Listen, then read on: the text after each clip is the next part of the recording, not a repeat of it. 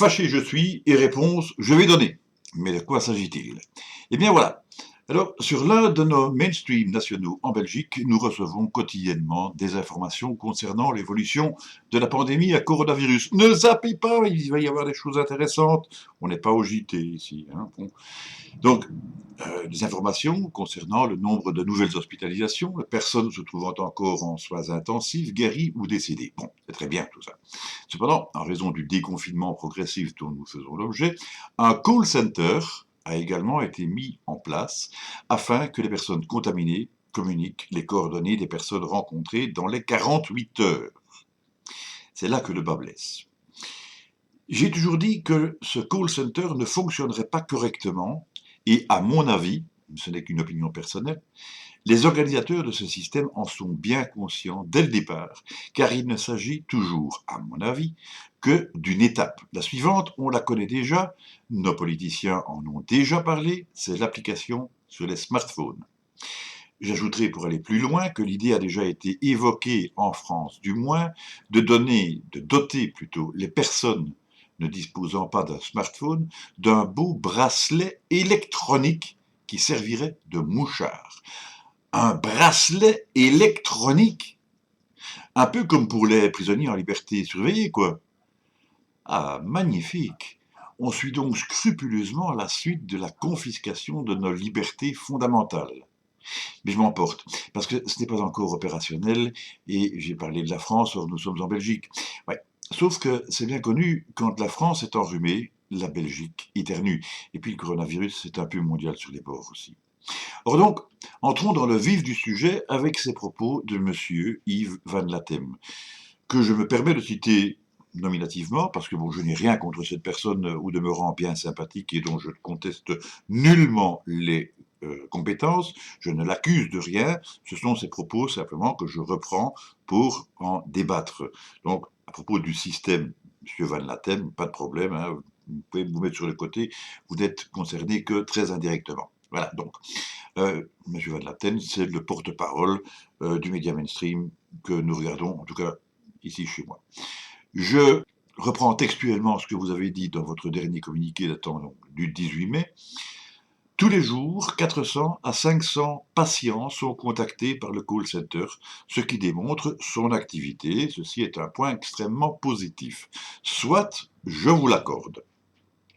Cependant, on constate que les patients ainsi contactés ne dénombrent que un demi, ça c'est toujours marrant, à un contact à haut risque sur les dernières 48 heures ou un peu plus qui ont précédé le début de leur maladie. Ceci est extrêmement peu. Alors moi je veux bien, mais des remarques s'imposent au sujet de cette doléance. En effet, à moins que je sois mal informé, je n'ai aucune idée de ce à quoi ressemble la réception d'un appel du call center. Il faut bien garder à l'idée qu'avec le matraquage du marketing sauvage dont la population belge fait l'objet, mais probablement est-ce vrai dans bien d'autres pays également, la plupart des gens ont pris l'habitude d'éviter de répondre aux appels masqués, ces fameux inconnus anonymes, hein, ou même à ceux ne figurant pas dans leur registre personnel. Inconnu, je connais pas ce numéro. C'est pourquoi je signale qu'après avoir recherché moi-même le renseignement, j'ai trouvé le numéro, c'est le 02 214 19 19, mais n'essayez pas de les joindre, ça ne marche que dans un sens. C'est eux qui peuvent vous appeler, mais vous ne pouvez pas leur répondre. Ça présente quand même l'inconvénient que si vous avez oublié de signaler quelque chose, vous ne savez pas les rappeler. Bon, soit. Il y a un autre procédé, c'est par SMS délivré par le 8811. Si j'ai dû chercher pour le trouver, soyez sûr que d'autres n'auront pas fait cet effort et ne vous étonnez donc pas trop si vous n'obtenez aucune réponse. D'autre part, les Belges ont désormais l'habitude de recevoir des appels fallacieux, se revendiquant faussement de telle ou telle compagnie, enseigne ou que sais-je encore, qu'ils sont naturellement méfiants. Donc moi, ça ne m'étonne nullement si le nombre d'appels n'aboutissent pas. Le remplacement éventuel de cette démarche par la visite d'un agent ne change rien à l'affaire. Les gens se méfient des faux agents de police, des faux pompiers, des vrais démarcheurs et des véritables arnaqueurs de tout poil, et même du gouvernement. Le nombre de réponses en matière de contact vous semble faible, mais Pensez-vous sérieusement que tout le monde réclame systématiquement les coordonnées personnelles, le nom, le prénom, l'adresse et le numéro de téléphone des personnes avec lesquelles ils pourraient avoir un entretien? Et pensez-vous aussi sérieusement que, le cas échéant, ces renseignements soient obtenus? Par ailleurs, nous sommes dans une période de déconfinement progressif et les gens ont pris l'habitude de limiter leurs contacts à cause des interdictions liberticides dont ils ont fait l'objet. Imaginez un peu, Monsieur Van Latem, que lorsque je vais faire des courses dans une grande surface, je demande les coordonnées personnelles de la caissière qui me sert, d'une part les réticences qu'elle pourrait logiquement émettre, et d'autre part la tête de mon épouse qui serait en droit d'imaginer des choses en voyant la liste. Là, hein. Bon. Si tout le monde devait procéder de même, imaginez-vous le temps que cela prendrait et les réactions des personnes qui attendent, d'autant qu'il faut déjà faire la file à l'entrée du magasin. Permettez aussi aux Belges, qui commencent tout doucement à comprendre la grande arnaque dont ils sont victimes, ou du moins est-ce ce que j'imagine peut être à tort, c'est entendu, permettez donc aux Belges de mettre en doute la confidentialité des informations éventuellement communiquées. Par expérience, on sait très bien qu'en dépit de toutes les belles paroles et autres promesses, celles-ci sont rarement tenues. Elles ont au contraire l'habitude d'être détournées, conservées bien au-delà des délais prévus, comme on a pu s'en apercevoir en d'autres endroits. Les dispositions dites provisoires ont fortement tendance à être reconduites pour ensuite devenir définitive. Il est prévu, si j'ai bien compris, que le call center demande notamment, et entre autres, où l'on s'est rendu dans ces 48 heures. Ça, c'est une question à laquelle j'ai bien l'impression que si on me la posait là au téléphone, je répondrais, mais écoutez, ça ne vous regarde pas. Vous vous attendez donc peut-être que certains vous confirment avoir contacté une dame de petite vertu et s'auto-accusent d'avoir enfreint les règles de distanciation sociale, et ce, alors que leur épouse se trouve peut-être justement à la même table. Même chose pour une maîtresse ou un amant. Qu'elle soit fondée ou non, imaginez-vous l'imbroglio potentiel des situations scabreuses qui pourraient se présenter. Par ailleurs, même si le but visé est réellement fondé sur un souci de santé publique, ce dont je ne me permettrai pas de douter pour vous faire plaisir, je pense qu'en recevant l'appel de votre call center, certains Belges doivent parfois se sentir dans la peau de dénonciateurs, de délateurs ou de collabos, ce qui ne sont généralement pas. Monsieur Van Latem, vous poursuivez en signalant qu'une étude portant sur 40 000 personnes démontre qu'environ un quart de celles-ci ont pris du poids en raison du régime de sédentarité auquel elles devaient s'astreindre. Confinement oblige. Ah ben c'est vrai, tiens, j'ai aussi pris du poids, j'ai pris 4 kilos d'ailleurs. Bon, pourtant, il n'a jamais été interdit de sortir de chez soi pour faire du sport en solo, et si nous devions compter sur les périodes de clémence météorologique pour faire du sport en Belgique, il y aurait encore plus de personnes obèses. Je pense qu'il faut bien plus montrer du doigt, par exemple, le recours au télétravail, qui est en soi une très bonne chose, une très bonne idée, mais surtout, la peur qui a été distillée auprès de la population. Bien sûr, un virus inconnu, un monstre invisible, terriblement mortel, comme en témoignent les chiffres gonflés, point d'interrogation. En tout cas, une abomination était à nos portes. Prenons quelques chiffres. Désolé, on va essayer de faire ça très courtement. Donc 13 860 tests ont été réalisés dans les dernières 24 heures. Le nombre de nouveaux cas confirmés au Covid-19 se monte à 279 nouveaux cas, 43 nouveaux patients hospitalisés, 342 en soins intensifs et 27 décès.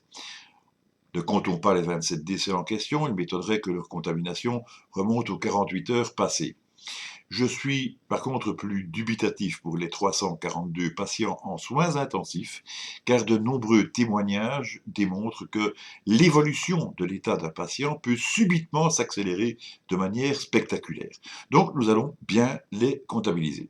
Par contre, nous n'allons pas tenir compte des 13 860 tests réalisés, puisque parmi ces derniers, on peut supposer pouvoir y retrouver les 279 nouveaux cas confirmés. On ne va évidemment pas compter les personnes testées négatives. Bon. Parmi ces 279 cas, on retrouve probablement les 43 personnes hospitalisées. Mais en tout état de cause, pour compter large, par principe de précaution et pour éviter de dire des bêtises, nous allons donc ajouter 342, 279 et même 43, ce qui nous fait un total de 664 personnes concernées. Mais rappelons-le, tous les chiffres sont dans le vert car on constate une diminution globale constante. Tout évolue donc très vite et très bien, réjouissons-nous, même si pas plus tard qu'hier un autre spécialiste trouvait préoccupant le plateau qu'il remarquait. Mais évidemment, tout évolue et dans le bon sens, encore une fois, tant mieux. Mais j'en reviens à vos premiers chiffres, à savoir que tous les jours, le call center contactait 400 à 500 patients. Donc c'est là qu'il faut suivre le raisonnement. Donc, si je comprends bien, dans la situation actuelle, le travail du call center est encore insuffisant puisque inférieur au nombre de personnes concernées. 664 pour rappel. Et dans ce cas, de toute façon, il y a des pertes d'informations. Puisque l'on se trouve dans une période de diminution du nombre de cas, conséquence logique, il y en avait plus auparavant, donc le call center était encore moins performant à ce moment-là. Enfin, je veux dire, moins efficace. La différence était encore plus marquée. Inversement, si le mouvement se poursuit, le nombre de patients deviendra inférieur au nombre d'appels à réaliser et à terme, le call center ne devrait plus avoir de raison d'exister. Au même titre que les applications pour smartphone et au même titre que ce fameux bracelet électronique. Enfin, comme nous sommes apparemment dans une situation où la réponse des personnes contactées est clairement insuffisante, mais que l'on obtient malgré tout des résultats très satisfaisants, où se trouve la logique? Mais avant de terminer, j'ai quelques petites questions à poser. Une fois n'est pas coutume, parce que d'habitude, c'est plutôt moi qui donne les réponses. Mais j'ai pas la prétention de tout savoir non plus. Alors voilà, première question. Est-il vrai, comme je l'ai entendu, que les médecins auraient fait l'objet de pression afin de déclarer systématiquement tout décès comme lié au Covid-19? Je rappelle que c'est une question, ce n'est pas une affirmation. Ainsi, prenons des exemples. Bobonne, qui a 97 ans, décède d'une crise cardiaque, chez elle, Covid-19. Ou bien Marc s'emplafonne dans un arbre avec sa voiture, il est tué sur le coup, Covid-19. Bon, nous, au niveau de la population, nous n'avons aucun moyen de vérifier l'authenticité de cette question, du moins via les médias mainstream. Par contre, sur Internet, mais évidemment, on raconte tant de choses sur Internet, c'est bien connu. Eh bien, sur Internet, on dispose bien de témoignages de médecins qui osent parler. Oui, c'est vrai parfois, donc de manière anonyme, avec un visage flouté, etc. Mais enfin, ils osent parler. Et c'est ainsi que, comme par hasard, certaines vidéos disparaissent. Deuxième question. Est-il vrai que certains tests de dépistage auraient donné des résultats pour le moins étonnants? Par exemple, ça devient marrant, une chèvre qui était positive, ou plus grave encore, une papaye. Il s'agit alors d'une nouvelle forme de transmission du virus, celle d'un fruit par l'intervention d'un test de dépistage. Waouh! Si cela devait être vrai, cela ne ferait pas très sérieux, vous ne trouvez pas? Vous direz que je vais chercher loin et que j'extrapole, et c'est vrai que tout ceci émane du président tanzanien, comme en témoigne la vidéo dont référence ci-dessus, ainsi que le descriptif ci-dessous. Du moins, s'il ne disparaît pas. Espérons donc qu'il s'agisse bien d'un fake, malgré que cela n'y ressemble pas du tout, ou bien simplement d'une erreur, qui est toujours possible, évidemment. Enfin bon, à l'échelle d'un pays, c'est quand même plus ou moins gênant, surtout si on l'étend au continent africain.